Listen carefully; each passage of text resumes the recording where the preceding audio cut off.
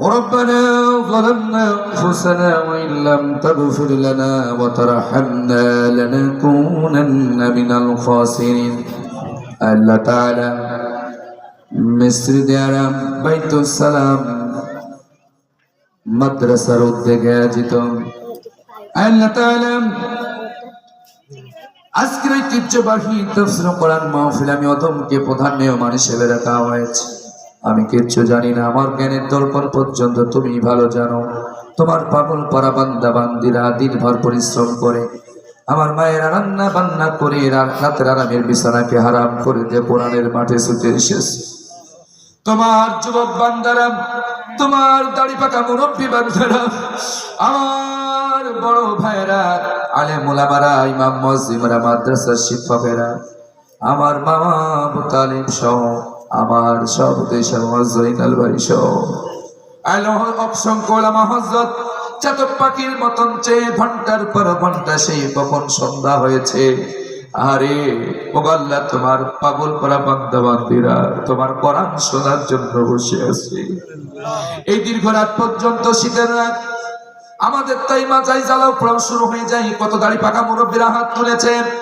ও রব্বুল আলামিন, আজকের মাহফিলে যারা কাঙ্গালের মতন ভিক্ষুকের মতন দোকানে হাত পেতেছে, এই মানুষগুলোকে তুমি মাফ করে দাও। ও রব্বুল আলামিন, জীবনে জানা জানা গুনাহগুলি আমাদের সবাইকে মাফ করে দাও। যারা যাদের দাড়ি পেকে সাদা হয়ে গেছে, এদের হাতকে ফিরাই দিতে তুমি লজ্জা বোধ করো আল্লাহ। ও আল্লাহ, তাকাই দেখো কত দাড়ি পাকা মুরব্বীরা হাত তুলেছে। আমার বাজানদের ওসিলায় আমাদের সবাইকে মাফ করে দাও। যুবকেরা হাত তুলেছে, আমার বড় ভাইয়েরা হাত তুলেছে, মাদ্রাসার ছাত্র বন্ধুরা, হাফেজ সাহেব বন্ধুরা হাত তুলেছে, আমার মামা সহ, আমার সভাপতি সাহেব সহ, আমার পরিচালক ভাই সহ, যারা আমরা একসাথে হাত তুলেছি, কিয়ামতের দিন আমাদের সবাইকে সলিহিন নবীন সিদ্দিকীনদের সাথে হাসরে কবুল করো আল্লাহ। যত মা বোনরা এসেছেন, আমার মা বোনদেরকে মাফ করে দাও, আমার যুবতী বোনদেরকে মাফ করে দাও, আমার শ্রদ্ধাভাজন মায়েরা বোনেরা যারা পর্দার অন্তরালে বসে আছেন, আমার সম্মানিত মায়েদের বোনদেরকে আল্লাহ তুমি পর্দায় থাকার তৌফিক দাও, তাদেরকে 5 ওয়াক্ত নামাজি বানিয়ে দাও। যাদের বিবাহ হয়েছে তাদেরকে আল্লাহ তুমি স্বামীর খেদমত করার তৌফিক দাও। স্বামীরা যেন স্ত্রীদেরকে ভালোবাসতে পারে, উভয়ের ভিতরে মহব্বত তৈরি করে দাও। যে সমস্ত মেয়েদের বিয়ে হয় না, সুন্দর পাত্রী ব্যবস্থা করে দাও। যে সমস্ত মায়েদের বিবাহ হয়েছে, সন্তান হয় না, সোনার টুকরা একটা সন্তান তাদের কোলে দিয়ে দাও।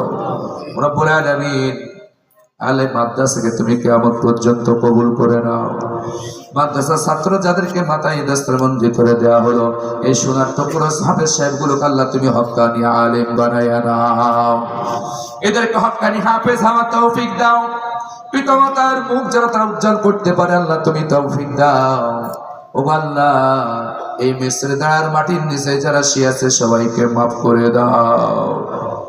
এই মিশ্রদারের গ্রামে বিভিন্ন মহল্লা আছে, কানাসে, বাসবাগানে, গরুস্থানে যত মুমিন মুমিনাত আছেন, রব্বুল আলামিন সকল কবরগুলো রিয়াজুল জান্নাহ বানায়া দাও।